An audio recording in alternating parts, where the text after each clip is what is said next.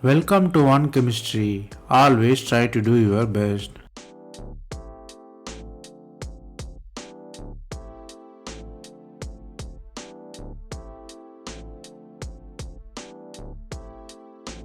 Now, let us see about 100 concepts in organic chemistry. We are seeing it as episode. This is the episode number 64. If you didn't watch previous episodes, I encourage you to go and see. Here, we solve 5 problems step by step. Stay tuned. Let us look at the first question. They given the cyclohexyl system attached with tertiary butyl and the ethylated ester. Here they given the two different compounds. In A, tertiary butyl are cis to ester. In B, trans to the ester. They are asking rate of saponification reaction. You have to find which one is react faster. Whether A reacts faster than B or B reacts faster than A. Or you have to find A react in the both form and faster than B. Or A and B isomerize and react similar way. So 4 different possibilities. So from the question of saponification and different stereochemistry, you might realize the question is really about stereochemistry versus reactivity. The answer is B. Let us see how. Here A reacts slower than B. Let us see the answers by drawing in the chair form. We have to draw both structure in the chair form. Here the reaction is saponification. Basically you are attacking OH minus in ester. So what really happens is sp2 hybridized carbon become sp3. So it will become 2 dimensions to 3 dimension, or you can say planar to tetrahedral. It will create huge steric effect there. But in the structure B, if you look at it, the steric effect also occur, but is away from the tertiary butyl group. So what really happen is A reluctantly form the intermediate because of the tetrahedral shape, so it will react very slowly from A. So if you look at the difference between A and B, only CO is axial or CO is equatorial. So in the equatorial form same thing happened, but tetrahedral formed away from the tertiary butyl group, so it will not be any problem, no crowding effect. The reaction will be very fast. So definitely B is faster than A, so the answer is clearly B there. Here the concepts you have to learn here is, you have to know how the intermediate is stabilized during the system. Normally you will study with inductive and mesomeric effect. Here steric effect decide the intermediate stability. Then let us look at the next question. The starting metal is 10-member cyclic compound in alkyne form. You are having reagent and the product. You have to guess which is the appropriate reagent for the product. If the reagent is sodamide and liquid ammonia, whether reduction occur in the cis fashion or the trans fashion, whether the reducing agent is palladium carbon and hydrogen mean it's a trans form or not, or the tin and HCl, whether the product is cis or not. Basically you have the difference in the reactant and stereochemistry of alkene there. So the question is really about reduction versus configuration of double bond. The answer is D. Let us see how. Normally alkyne converted into alkene by sodamide and liquid ammonia leads to the trans form of alkene. Only trans is favored. Why it is favored? You have to look at the mechanism there. If you look at the mechanism, you would know only why trans is favored there. Starting metal is alkyne, you are using sodamide and liquid ammonia. Basically donate the electron to the system. So what really happens is radical anion is formed. Here I shown one orbital with single electron, one orbital with double electron, meaning one is anion, one is radical there. You can write with charges also. It means anion with negative charge and one radical. So what really happens is anion and radical both have negative charge. It will repel each other and form the trans alkene. So first anion quenched by hydrogen. Second anion also formed by adding one more radical. Anion is formed. You have trans alkene there. So the trans alkene formed by the repulsion between the radical and the anion. Here the concepts you have to learn here is alkyne with metal reduction always form trans configuration of alkene there.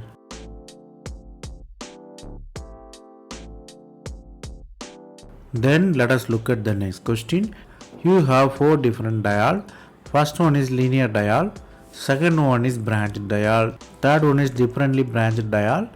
Fourth one is branch at the side chain. So 4 different diols there. You have to find which diol undergo EC decarboxylation with chromium oxide and sulfuric acid.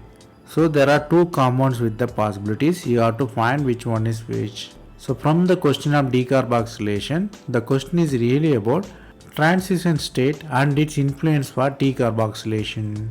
The answer is C. Let us see how. Only 2 and 4 have the possibilities. Let us see why. First step, we are using chromium oxide. Chromium oxide is the oxidizing agent. It will oxidize OH group into carbonyl group. If it is terminal mean, you will convert it into acid. If it is terminal mean, you will convert it into acid or ketone or aldehyde. So terminal one become acid, the middle one become ketone there. So we will convert corresponding ketone and acid. So if you look at this, first one is diacid is there and fourth one diacid is there. Second and 3 with ketone. So here CO2 elimination is the question. Normally for the CO2 elimination you have 1-3 relationship between the ketone there. Normally for CO2 elimination you have to have 6-member relationship and its hydrogen bonding. The hydrogen bonding help to remove the CO2. CO2 is the very good leaving group, even with a little bit trigger it will leave out. So EC decarboxylation occur with the compound have the possibility of 6-member transition state. So if you look at it, only 2 and 4 have the possibility. So the answer is clearly C there. Here the concepts you have to learn here is 1,3-diketone always have the possibility of decarboxylation very easily.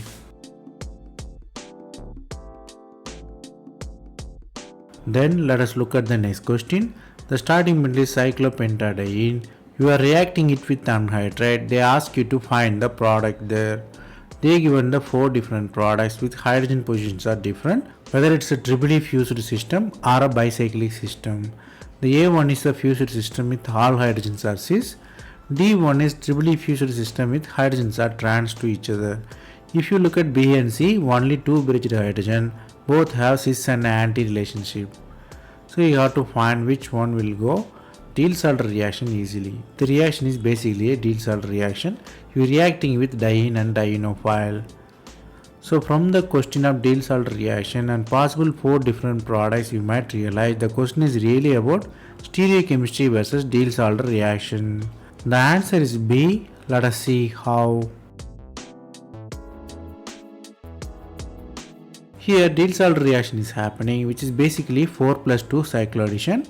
So other choices, which is a tricyclic system, which is the fused system, which don't have the possibility here. So we have to look at the possibility in the 4+2 cycloaddition. Basically you have to find the mechanism behind it. 4+2 cycloaddition is syn addition. So what really happens is both hydrogens are syn to each other as well as both carbons are syn to each other. Here the bridged carbon is formed. Basically it's a bicyclic system.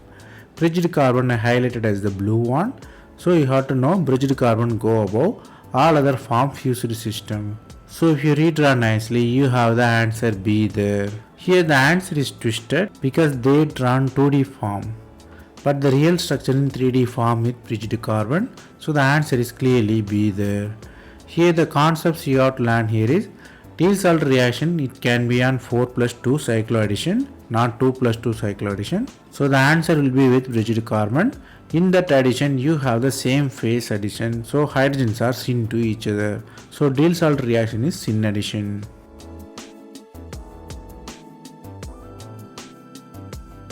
Then let us look at the next question. The question is very simple. The diol which is not cleaved by HiO4, which is the oxidizing agent. Here they given the 4 different possibilities. The diols are given, both diols are syn to each other, or trans to each other, or both diols are syn to tertiary butyl group or trans to tertiary butyl group. So you have to find the relationship among them. Basically you have 4 different diols with different stereochemistry. So from the reagent HiO4 and 4 different diols, you might realize the question is really about stereochemistry versus reactivity. The answer is A. Let us see how.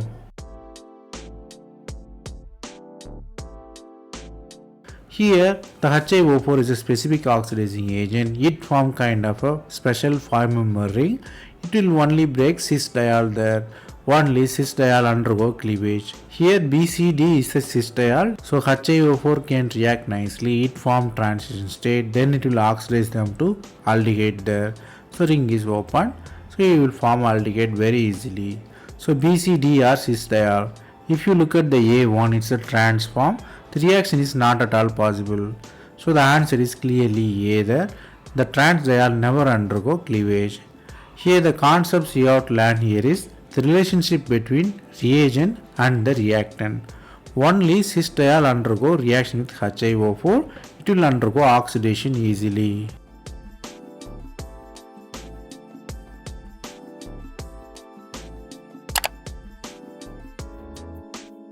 That's all from this episode. I hope it was easy.